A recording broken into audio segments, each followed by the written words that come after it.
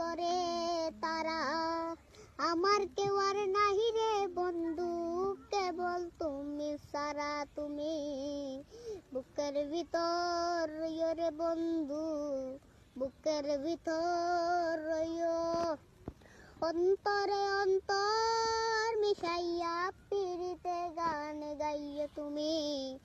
Hello viewers, আসসালামু আলাইকুম। কেমন আছেন আপনারা সবাই? আমিও ভালো আছি।